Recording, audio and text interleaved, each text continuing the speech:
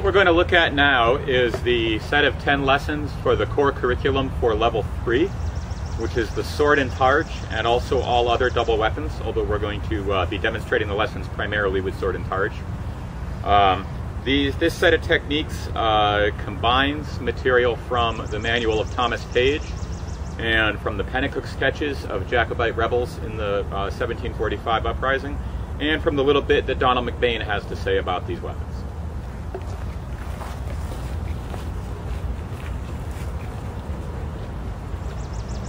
So the first thing that you need to look at is the stance for the sword and targe outside guard. You're going to stand in our 4th footwork position, which is the wide stance. And take an outside guard like that. And the targe hand needs to be advanced a little bit further than the sword.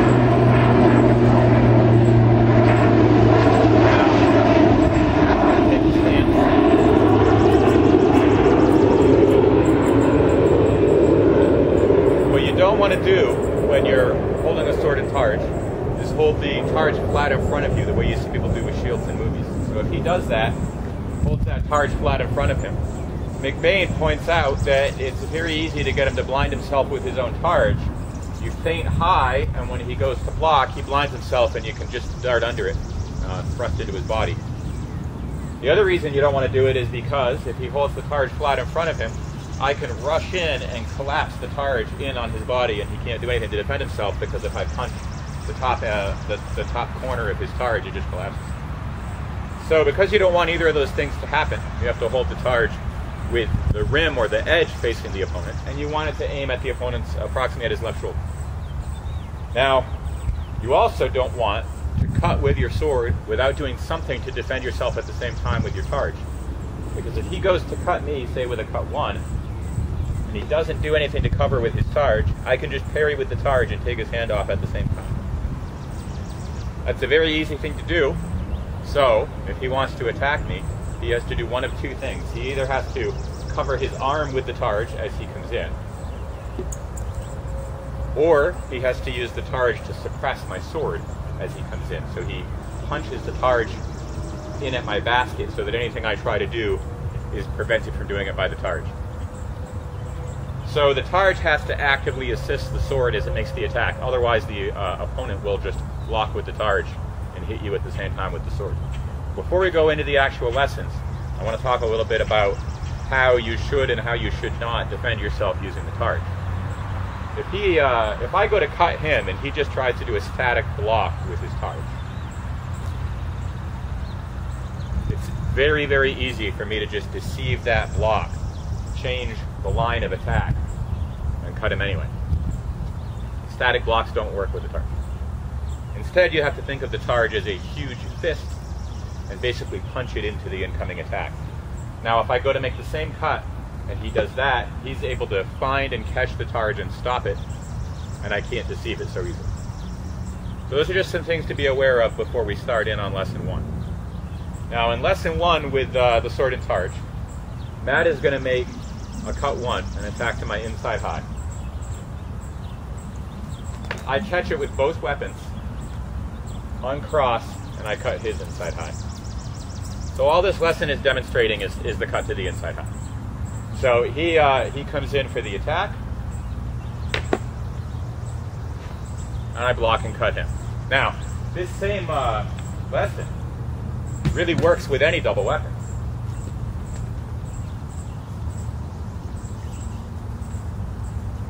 If he has sword and targe and I have sword and buckler, why don't you back up a little more?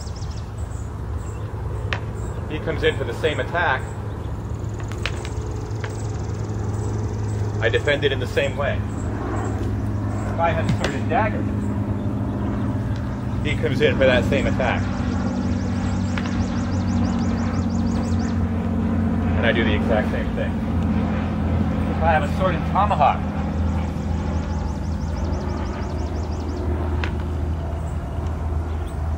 so really no matter what double weapon I have, it's the same concept.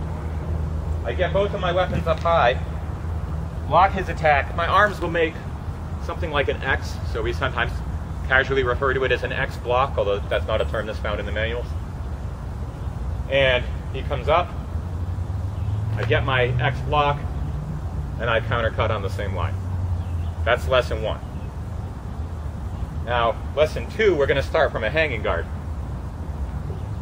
Hanging guard, you can do either the 4th position, or you can stand in the Hennecook style version. We're just going to do it from the 4th position. So again, he cuts high, he cuts to my head, and I block, and I cut under. That's called letting out the bowels in Page's manual, because it's going to make his intestines spill out. He attacks, I cut. He attacks, I cut. Now, we've shown the first lesson with him making cut 1 and the second lesson with him cutting down at the head. I think in the written version of the lessons, it actually says for both of them to cut to the head. It's not important. The point is just that it's a high attack on his side, which I parry and make cut 1 for the first lesson and cut 3 for the second lesson. So one more time with lesson 2. All right. Now for lesson 3,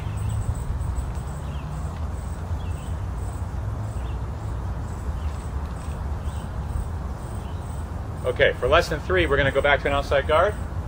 He's going to make that same high attack. And I'm going to make cut 1.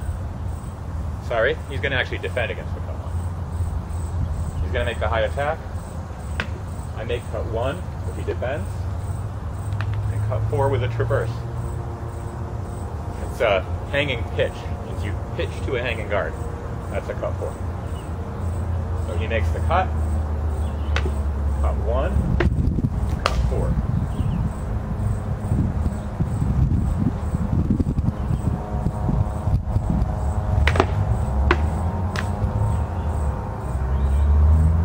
You see how I traverse out on that cut 4 to get that line to his arm.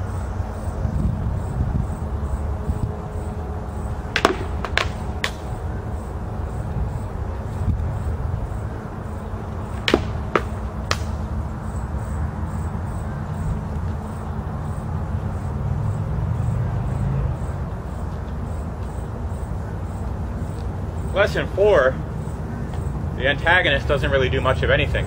The protagonist is just attacking with a combination. So, you might notice standing in this stance that his outside high isn't terribly accessible. I mean, I can throw a cut right in like that, but I have very little chance of getting through. And I can drop my tip down to this side and cut over this way. But again, I have very little chance of getting through. However, if I use the traversing footwork and I make a very aggressive combination attack,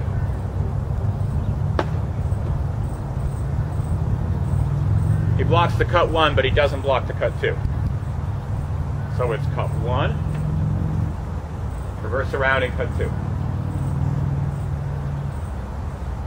Now, this next lesson is where we get to the most important concepts in sword and targe. These are the techniques that you've seen before with single broadsword, which is the bind, and then in a few lessons from now it'll be the lift. But they're even more essential in sword and targe. So what Page shows for this same lesson is that it comes off of an invitation. Page's version is that I invite by lowering my weapons, and he makes an attack, and I parry, bind, and finish him off. It can work as an invitation, but the only problem with doing that consistently in bouting is that the second that you do anything that looks anything like an invitation, the other guy knows that's what you want to do. So Page's version is really for an opponent who does not train all the time in this system. That doesn't mean you can't get the bind Page describes, but you're not necessarily going to get it from doing an invitation first. So what we're going to show is Matt is going to make a cut 1 during the course of the bout, and I simply step forward to parry, then I bind, traverse, and finish him off.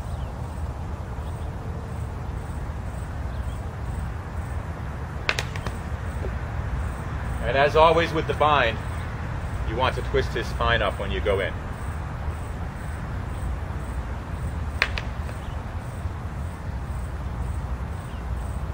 Now, versions of the bind with the single sword frequently end with putting the tip in his face. This version's a little bit different. because the preferred option when you're doing sword and targe is to actually circle the sword over your head so that you can decapitate him from behind.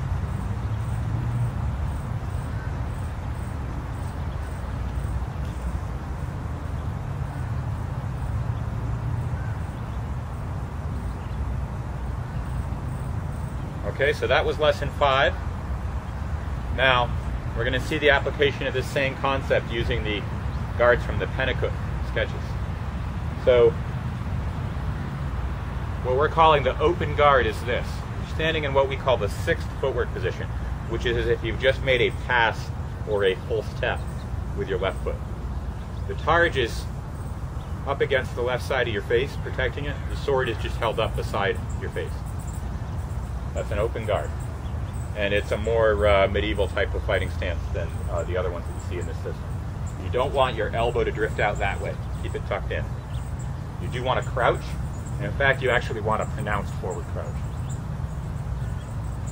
The weight is going to be on your front foot so that your rear foot can move easily into the path. Now what we're going to look at here is the concept of the charge. I'm actually running at Matt. And when I run at him, I'm going to make cut 1, and whatever he does, I'm going to apply the bind.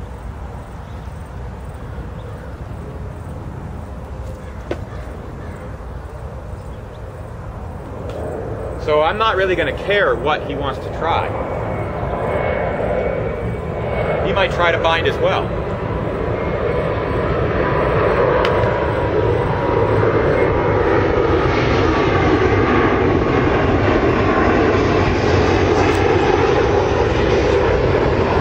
Try to block with his targe.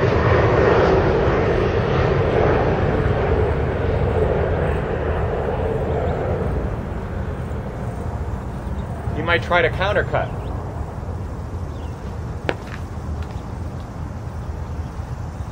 Whatever he does, I'm going to bind. That's the Highland charge in it's basically its simplest form. Now, of course, I can also do a different cut than that. I could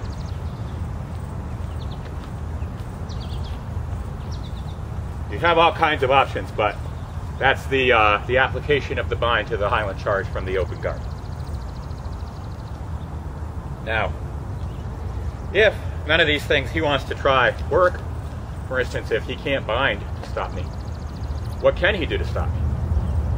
Well, we answer that question by using another guard from the Pennacook sketches, which is the underarm guard.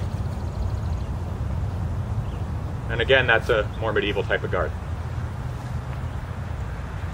Now, when he comes running in on me, so I need to be in a position where you can do the charge, he's going to make cut 1, and I'm going to apply the bind with a counter cut.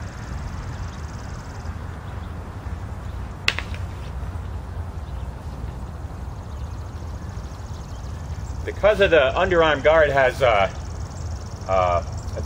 it's basically chambered for a powerful attack, I'll be able to knock his sword so far offline that he can't just kill me the way that I was doing to him a minute ago.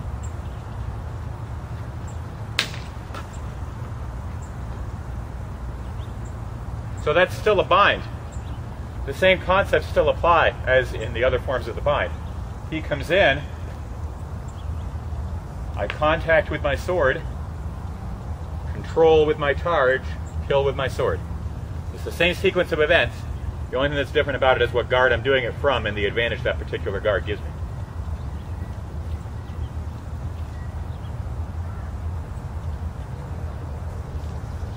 Now, next we're going to look at the lift.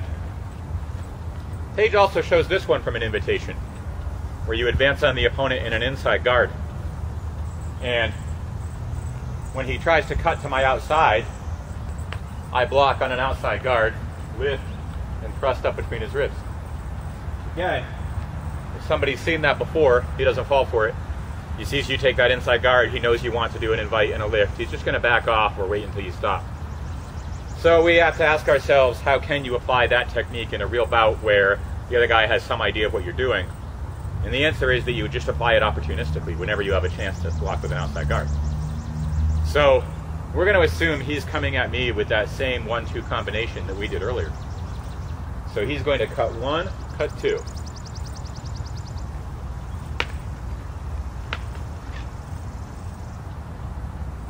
Why did I block the first one with the sword? Maybe I was trying to go for a bind, but he kept moving and I didn't get it. So I turned the second parry into the lift. Maybe I wanted to parry them both with my sword and just get the opportunity to take control anytime there was a good chance. Whatever the situation might be, you get yourself in a position where you are able to block with an outside guard with your sword, and at that moment you have the opportunity to do a lift with your Targe. So he does 1-2. And you lift up with the Targe and stab up between the ribs. As always, if you can remember to, you don't want to do this because the rib cage might block it. You want to do this so that it goes in between the ribs. And you want his spine to arch backwards when you do the lift, because it's very difficult for him to recover and do anything to stop you.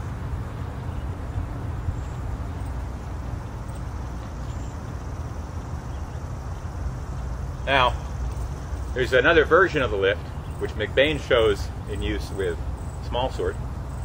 Oddly enough, it's also shown in a very ancient stone carving, one of the Pictish carving stones from Scotland, I think from around 800 AD, although I'm not exactly sure of the date. And it shows a bird-headed man and a dog-headed man fighting. One of them is doing essentially this same technique. So it's a technique where when the opponent attacks, you drop down and apply the lift. And it's again going to be used as a counter to a charge. So I'm using the low guard from the Pennycook sketches, which is this. He's running in on me. And I drop, lift with my Targe, and stab right up into his sternum, which will go right to the heart. And because of his momentum running, he'll pretty much run himself right up to the hilt on that. Any of these charging lessons, you have to use a lot of care when you're actually doing them. Do them slow like what Matt was just doing them until you're very, very familiar with it. Because when you're running at each other with weapons, there's a possibility of a mishap, obviously.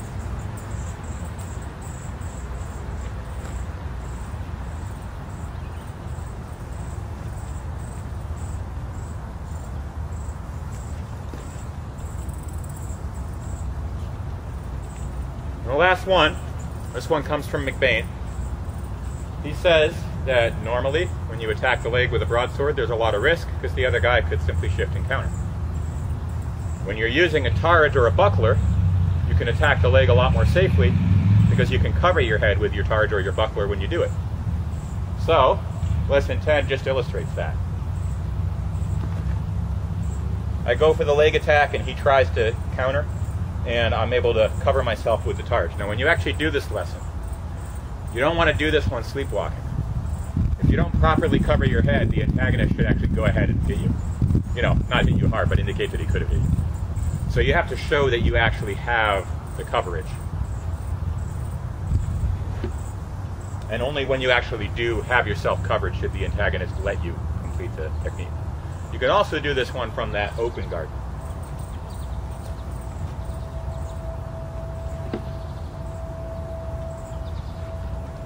And that's it. That's the 10 lessons of Sword and Targe.